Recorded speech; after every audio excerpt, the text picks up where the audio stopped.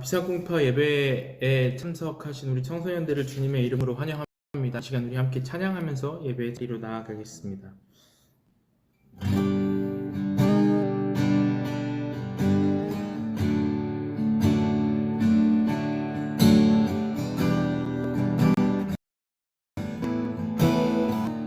주를 위한 이곳에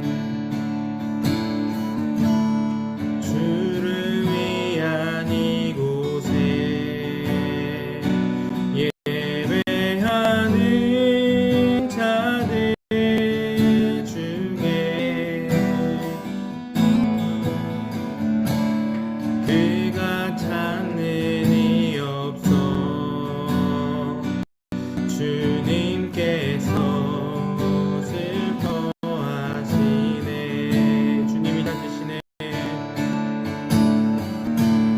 주님이 찾으시네. 그 한 사람 그 예배자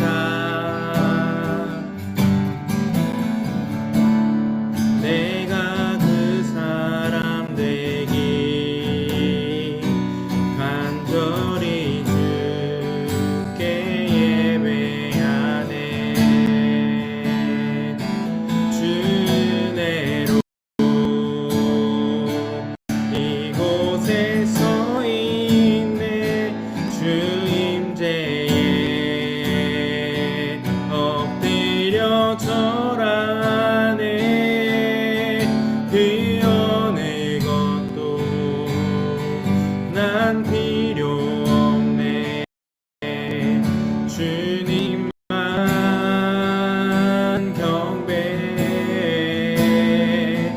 주내로 이곳에 서 있네. 주 임재에 엎드려 절하네.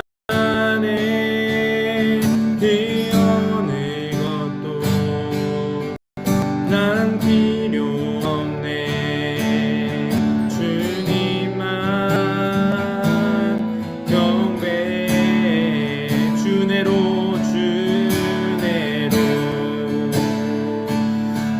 이곳에 서 있네. 주 임재에 엎드려 절하네. 그 어느 것도 난 필요 없네. 주님만 경배해. 주내로 이곳에 서 있네. 주 임재에 엎드려 절하네. 그 어느 것도 난 필요 없네. 주님만 경배해. 주내로 이곳에 서 있네. 주 임재에 엎드려 절하네. 그 어느 것도 난 필요 없네. 주님만 경배해.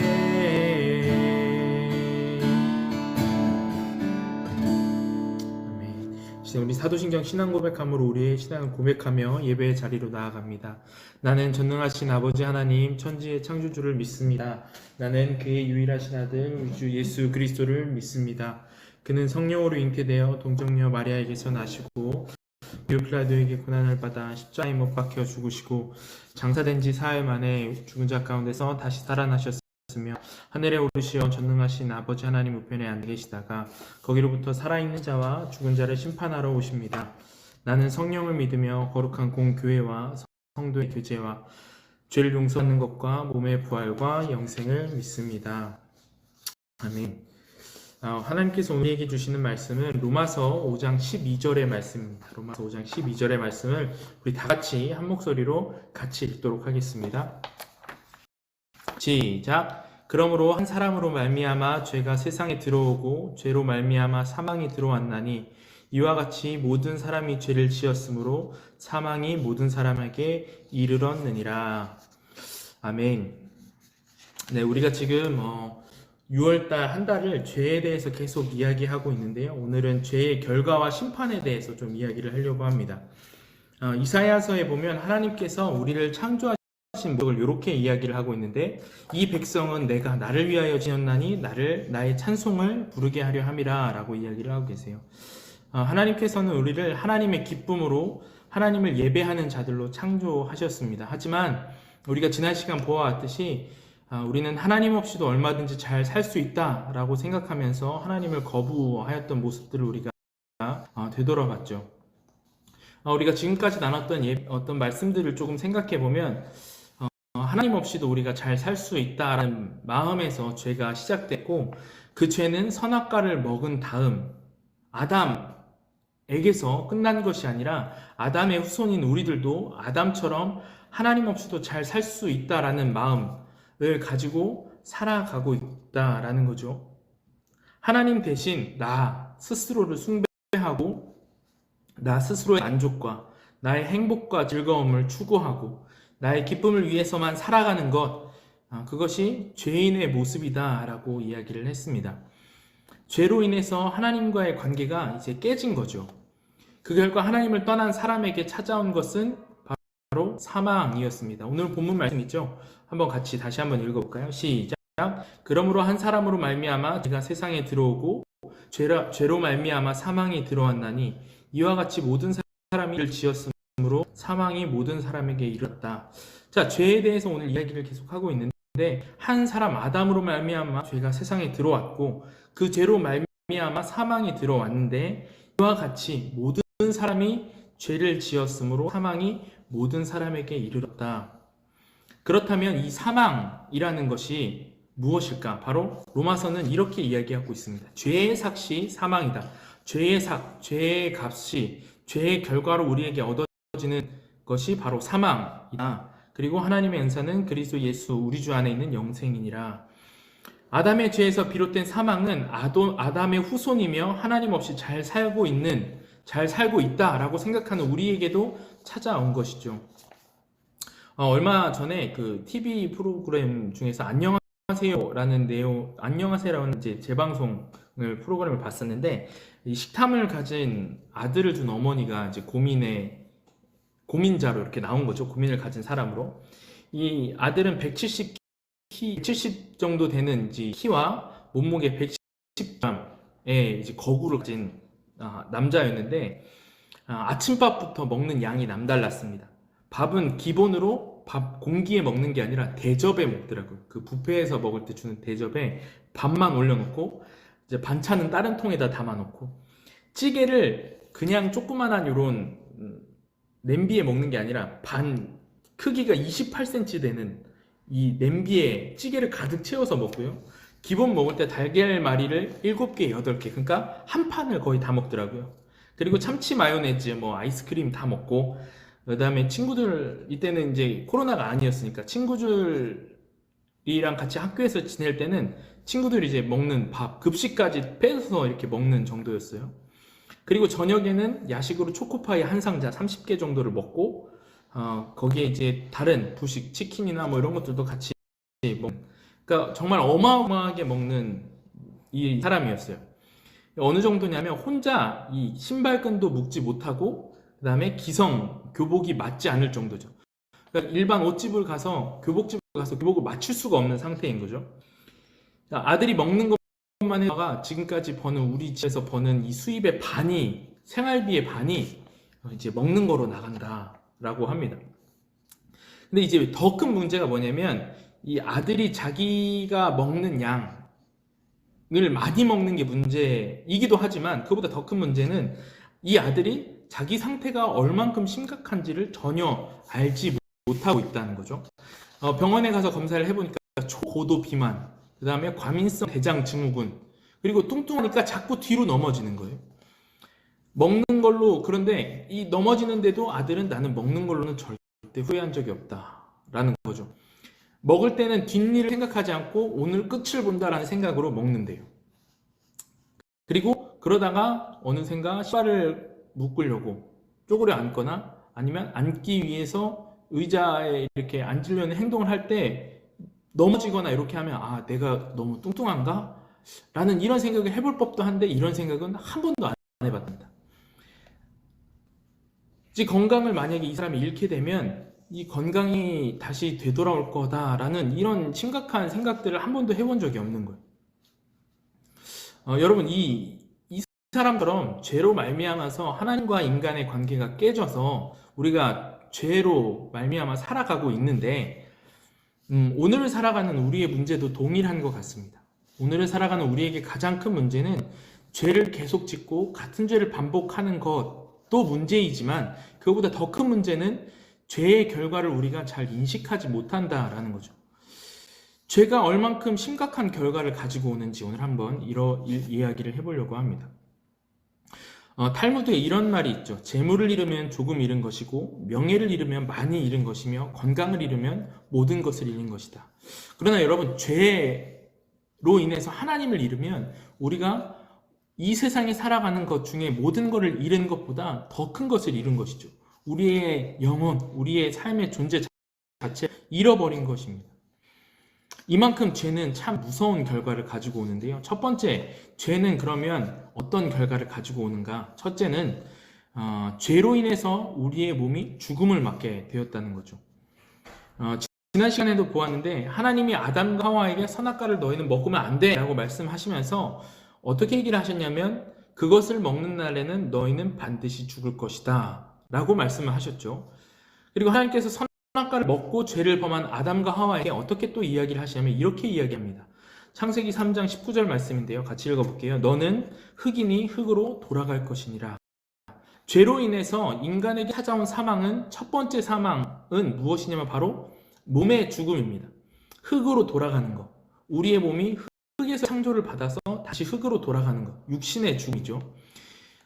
많은 사람들이 영원하게 살 것처럼 인생을 살아갑니다. 나는 절대 죽지 않을 것처럼 살아가지만 생각해보면 모든 사람은 죽는다라는 거죠. 인간의 역사에서 인류는 죽음을 피하기 위해서 많은 노력들을 해왔습니다. 과학도 이렇고, 과학도 오늘날의 의학도 있고 여러 가지 노력들을 해왔는데 특히 종교나 옛날 고대 사회에서는 이런 노력들을 많이 했어요. 불교에서 보면 불교는 죽으면 다시 태어난다라고 하죠. 근데 좋은 일을 많이 하면 다시 사람으로 태어나지만 좋은 일을 하지 않고 나쁜 짓을 많이 하면 파리나 돼지 이런 동물이나 곤충, 식물 이런 걸로 태어난다고 해요. 이걸 윤회 사상이라고 하는데 죽음을 피하기 위한 어떤 일종의 사람이 죽음을 피하기 위한 방편인 거죠. 그리고 우리가 알고 있을지 모르겠지만 오늘을 살아가는 우리에게도 여전히 힘을 발휘하는 게 뭐냐면 유교이거든요. 유교에서도 죽음이라는 것을 좀 피하기 위해서 이런 일을 했어요. 여러분들 이름 있죠? 이름 앞에 처음 글자는 누구한테서 오나요? 부모님에게서 오죠. 그 처음 글자, 목사님은 박씨인데 박이라고 하면 이 자기 성을 가지고 내 자손에게 성을 계속 죽음을, 집안의 명맥을 잇게 하는 것, 즉 죽음을 피하려는 행동이죠. 우리가 외국 사람들의 이름 중에 그런 윌리엄 2세, 윌리엄 3세 막 이런 이야기를 들어보았잖아요. 결국 이 자기 이름에 2세, 3세를 붙이면서 우리 집안의 명맥을, 나의 존재를 잊혀지지 않게끔 죽음을 피하고자 했던 인간의 어떤 노력들을 보여주는 거예요. 그렇지만 이러한 인간의 노력들이 있음에도 불구하고 결국에 인간은 죽습니다.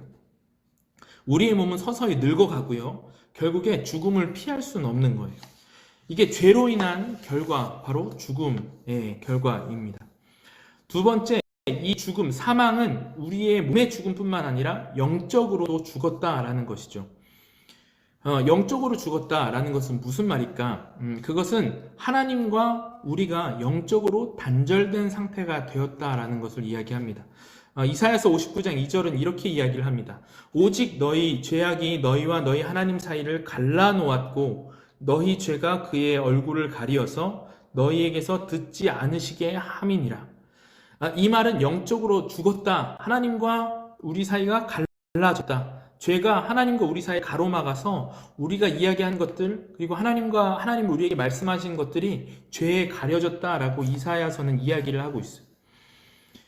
사람들이 이제 영적으로 죽었다 이야기를 하면 그런 생각을 많이 해요. 우리가 육체가 죽었다라고 하면 숨을 안 쉬고 시체가 된 것처럼 그렇게 이야기를 하는데, 영적으로 죽었다라는 말은 조금 다릅니다. 우리의 영이 하나님께 반응할 수 없는 상태, 그러니까 하나님과 우리가 분리돼서 하나님과 우리가 소통할 수 없는 상태라고 우리가 이해하는 게 더 옳을 것 같아요. 창세기 3장 23절 24절은 이렇게 이야기를 하고 있거든요. 여호와 하나님이 에덴 동산에서 그를 내보내어 그의 근원이 된 땅을 갈게 하시니라. 이같이 하나님이 그 사람을 쫓아내시고 에덴 동산 동쪽의 그룹들과 두루 도는 불칼을 두어 생명나무의 길을 지키게 하시니라. 자, 여기에서 에덴이라는 것을 어떤 장소의 개념보다 관계의 개념으로 한번 생각을 해보면, 하나님이 인간을 이제 에덴 동산에서 내보내신 후에 쫓아내신 후에 하나님께로 돌아갈 길을 막으셨다는 거예요. 그러니까 생명나무, 영원히 생명을 얻게 할 수 있는 길을 하나님이 막으신 거죠. 여러분, 죄의 가장 큰 심각성은 모든 생명의 근원이신 하나님께서 인간이 단절됐다라는 것이죠. 이것을 우리가 영적으로 죽은 상태라고 이야기하는 거죠. 따라서 인간의 영이 죽은 자라고 할 때는 그 안에 내포하고 있는 의미는 인간 스스로 생명을 쟁취할 수 없는 것, 인간 스스로 영생할 수 없다라는 것인 동시에 하나님 없이 아무것도 할 수 없다라는 겁니다. 스스로 일어나 하나님을 향해 나아갈 수도 없고, 하나님을 스스로 찾을 수도 없고, 하나님에 대한 감각도 없고, 하나님에 대해 반응할 수도 없으며, 하나님을 알 수 있는 길이 인간에게선 막혀버린 거예요. 사실 이것보다 더 큰 죄의 결과가 없는 거죠. 이것이 죄가 우리에게 불러온 가장 큰 어려움, 가장 큰 오류, 그리고 가장 큰 절망의 결과인 것이죠. 이외에 다른 모든 죄들의 결과는 사실 하나님이 인간의 생명을 빼앗아가신 것, 혹은 하나님께서 끊어진 것의 결과물에 불과한 거죠. 하나님과 영적으로 끊어지니까 하나님의 의도, 하나님의 뜻, 이런 것들은 전혀 우리가 알 수 없게 돼버린 겁니다. 그러니 이사야 선지자의 말씀대로 각각 자기가 옳은 대로 자기의 길로 살아가는 겁니다.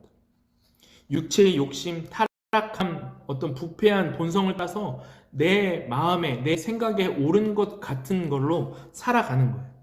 그런데 그 길이 생명의 길이 아니라 사망의 길이라는 것에 바로 큰 문제가 있다는 거죠. 우리는 이러한 설교를 들어도 하나님과의 관계가 끊어졌다라는 말을 들을 때에도, 야, 이게 심각한 건가? 이게 정말 어려운 건가? 라는 것이 별 실감이 나지 않고 마음에 와닿지 않을 수 있어요. 그래서 깨닫게 하시는 바로 하나님의 은혜가 오늘 우리에게 필요한 것입니다. 우리가 교회를 다니면서 그런 얘기를 많이 들어봤을 거예요. 사단, 천국과 지옥, 마귀, 이런 얘기를 들으면 그럴 수 있겠다라고 생각하지만, 한편으로 내 마음에 그런 게 또 어딨어, 신화나 어떤 옛날 전설에서나 나온 이야기지 라고 생각해 버리는 경우가 많죠. 그런 이유가 무엇이냐면, 죄로 인해 단절된 인간, 하나님과의 죄로 해서 단절된 그 인간이 우리로 하여금 하나님도, 마귀도, 천사도, 천국도, 지옥도, 이런 영적인 세계에 대해서 마음이 어두워지게 한 결과입니다.